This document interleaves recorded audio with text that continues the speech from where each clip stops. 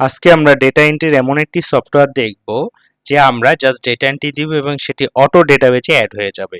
তো আমরা macro use করব না, আমরা ভিবিএ কোড ইউজ করব এবং আমি কোড লিখতে জানি না, সেটি আমাকে এআই লিখে দিবে, আমি যা সেটি ইউজ করব এবং এটি ভেরি সিম্পল। তো আশা করি ভিডিওটি আপনার ভালো লাগবে আর আমার চ্যানেলে নতুন হলে অবশ্যই চ্যানেলটি সাবস্ক্রাইব করবেন। চলুন শুরু করা যাক। তো আমরা একটু দেখি। তো আমরা যদি এখানে একটি নাম লিখি জামান, আর আইডি নম্বর এটসেট্রা আমরা একটু দিয়ে দিলাম এবং বিল নম্বরও আমাদের ইচ্ছা মতো দিয়ে দিলাম। অ্যাকাউন্ট নেম এখানে আমরা একটা কিছু লিখে নিচ্ছি। আইটেম নেম এখানে আমাদের কিছু ড্রপডাউন আছে, ড্রপডাউন থেকে সিলেক্ট করে দিলাম এবং কোয়ান্টিটি আমরা একটি লিখে নিলাম। বাস, এখন যদি এটাকে আমি সাবমিট দেই তাহলে দেখুন এটি কিন্তু অটো আমার ডেটাবেজে অ্যাড হয়ে যাচ্ছে এবং আমরা জাস্ট এখানে ক্লিয়ারে যদি ক্লিক করি তাহলে এটা কিন্তু অটো ক্লিয়ার হয়ে যাচ্ছে। এই ধরনের একটি ফরম্যাট আমরা রেডি করব। এই জন্য আমরা মাইক্রোসফট এক্সেল একটি ফাইল নিয়ে নিলাম এবং সেটি ওপেন করে নিচ্ছি। ওপেন করে নিলাম। এখন দেখুন আমাদের যে হেডিংগুলো বা নেমগুলো লাগবে সেটি আমরা একটু যদি লিখে নেই। আমরা প্রথমে আমাদের লাগবে নেম, দেন আইডি নং, দেন বিল নং, অ্যাকাউন্ট নেম, আইটেম নেম এবং কোয়ান্টিটি। বাস। তো আমরা এবং আমাদের এই কলামে আমাদের ডেটাগুলো ইনপুট দিব, এই জন্য ইনপুট যে সেলগুলোতে দিব সেগুলোকে মার্ক করে আমরা এখান থেকে থিঙ্ক বর্ডার দিয়ে দিলাম এবং আমরা ডি এবং এই দুই সেলকে সিলেক্ট করে আমরা এখানে ফন্ট দিয়ে দিলাম টাইম নিউ রোমান্স এবং ফন্ট সাইজ দিয়ে দিলাম হচ্ছে 12। এখন জাস্ট সেলকে আমরা একটু টেনে দিয়ে দিব এবং ডি কেও আমরা টেনে দিব। বাস, এটাকে আমরা রাইট সাইডে দিয়ে দিই এবং বোল্ড করে দিই এবং এই দুইটা কলামকে সিলেক্ট করে আমরা মার্জিন সেন্টার করে আমরা লিখে নিতে পারি data entry from for learning DataWorks. বাস, এটাকে আমরা সেন্টার অ্যালাইনমেন্ট দিয়ে আমরা এখান থেকে যে কোনো একটি ফন্ট দিয়ে দিতে পারি এবং এটাকে আমরা বাড়িয়ে দিলাম। বাস, এবং এখান থেকে চাইলে যে কোনো আমরা একটি কালার চুজ করে দিতে পারি। তো এখন এখানে আমাদের সাবমিট এবং ক্লিয়ারের জন্য একটি বাটন দরকার। তো এই জন্য আমরা ইনসার্টে গিয়ে আমরা ইলাস্ট্রেশনে গিয়ে শেপসে গিয়ে আমরা এখান থেকে যে ধরনের বাটন নেব চুজ করে আমরা এখানে ড্র করে নেব। আমরা একটি বাটন ড্র করলাম, বাটনকে সিলেক্ট করে এখান থেকে আমরা যেহেতু সাবমিট এই জন্য আমরা গ্রিন কালার দিয়ে নিতে পারি এবং ইফেক্ট এখান থেকে যেটা চুজ হয় আমরা এটা ইউজ করলাম এবং এখানে এডিট করতে হবে, এখানে আমরা লিখে নিব সাবমিট।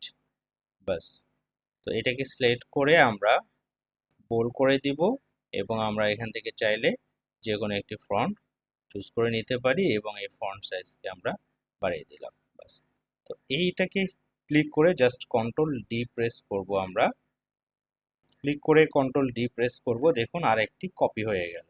তো সেটাকে আমরা রাইট সাইডে নিয়ে ক্লিয়ার লিখে নিব এবং ব্যাকগ্রাউন্ড কালারটা জাস্ট আমরা শেপ ফরম্যাটে গিয়ে রেড দিয়ে দেব এবং আমরা দুইটা শেপকে সিলেক্ট করে আমরা এটাকে মিডিল অ্যালাইনমেন্ট এবং সেন্টার দিয়ে দিলাম।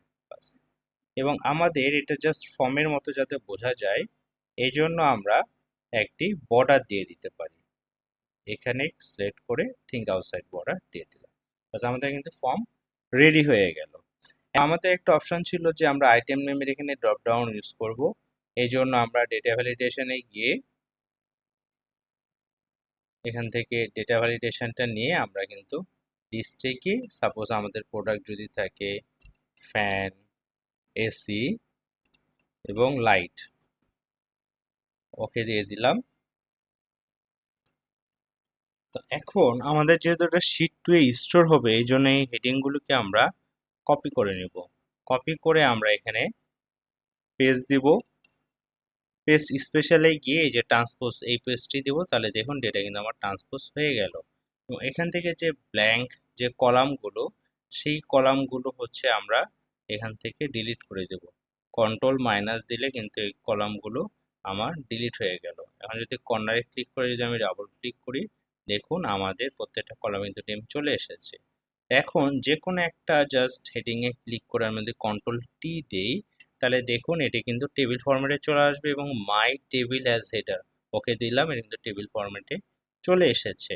আমরা এখান থেকে যে কোনো একটা কালার বা ডিজাইন চুজ করে দিতে পারি এবং আমরা এই প্রথম যে সে মানে প্রথম যে আমাদের 2 নাম্বার যে রোটি, এটিকে আমরা এখান থেকে অল বর্ডার দিয়ে দিলাম। এখন দেখুন আমাদের ডেটা কিন্তু জাস্ট এখানে স্টোর হবে। এই জন্য কি করব, আমরা একটু চ্যাট জিপিটিতে চলে যাব। এটাকে একটু মিনিমাইজ করি, চ্যাট জিপিটিতে চলে যাব এবং চ্যাট জিপিটিতে আমাদের লিখতে হবে যে আমরা কি চাচ্ছি। তো এই জন্য আমরা একটি টেক্সটে কিন্তু এটা লিখে রেখেছি, জাস্ট কপি করে আমরা চ্যাট জিপিটিতে গিয়ে যদি একটু পেস্ট করি এবং দেখুন আমরা কি লিখেছি। আমরা যদি এক্সেলটাকে এবং এই চ্যাট জিপিটিকে একটু পাশাপাশি রাখি, দেখুন আমাদের ই কলামে কিন্তু আমরা ডেটা ইনপুট দিব, জাস্ট আমরা ওটাই লিখেছি in Excel I have data cell এত এত এত E14 E16 কোন কোন সেলে এবং শিট 1, এখানে যদি আপনি শিটের যদি নেম দেন তাহলে শিট নেমটা দিয়ে দিবে এবং আই ট্রান্সফার ডেটা এবং next blank row in sheet table 1, এখানে কিন্তু আমরা শিট 2 নিয়েছি এবং এখানে কিন্তু একটা টেবিল ফরম্যাট ইউজ করেছি। Please give me VBA code, just আমরা এখানে ক্লিক করে দেব। দেখুন ও কিন্তু অলরেডি কোড লেখা শুরু করে দিয়েছে, জাস্ট কয়েক সেকেন্ড লাগবে এবং কিভাবে ইউজ করতে হয় সেটাও বলে দিয়েছে।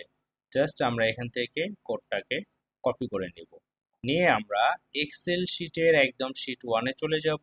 এখানে গিয়ে আমরা অল্টার F11 প্রেস করব। F11 প্রেস করলে এই ধরনের একটি ড্যাশবোর্ড আসবে। এখান থেকে ইনসার্টে গিয়ে আমরা মডিউলে ক্লিক করব, জাস্ট কোডটাকে এখানে পেস্ট করে দেব। পেস্ট করে দিলে দেখুন একদম উপরে সাবজেক্ট একটি নেম আসবে, এই নেমটিকে জাস্ট মনে রাখবো, ট্রান্সফার অ্যান্ড ট্রান্সপোজ টেবিল। হ্যাঁ, দিয়ে জাস্ট এটাকে এখন যদি আমরা ক্লোজ করে দেই, বাস। তারপর আমাদের যে কাজটি হবে, আমরা এই সাবমিটে ক্লিক করব।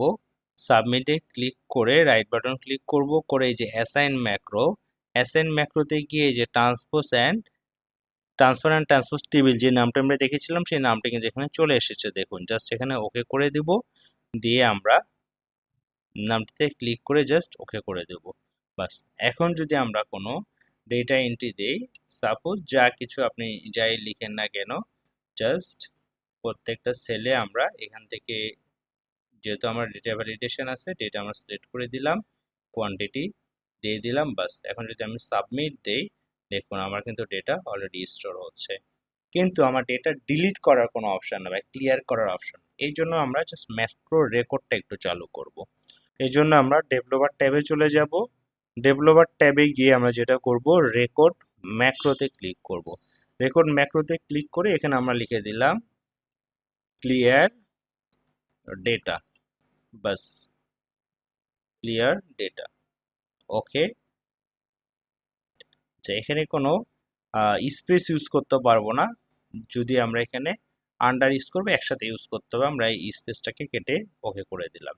এখন দেখুন ম্যাক্রো কিন্তু অলরেডি রেকর্ড হচ্ছে, জাস্ট আমি এই ডেটাটাকে এখান থেকে ডিলিট করব, করে স্টপ ম্যাক্রোতে দিয়ে দিব, বাস। অলরেডি কিন্তু আমার ম্যাক্রো স্টোর হয়ে গিয়েছে। এখন আমি ক্লিয়ারে রাইট বাটন ক্লিক করে অ্যাসাইন ম্যাক্রোতে যাব, গিয়ে দেখুন এই যে যেটা আমরা মাত্র নিলাম ক্লিয়ার ডেটা কিন্তু আমাদের চলে এসেছে, জাস্ট ওকে করে দেব।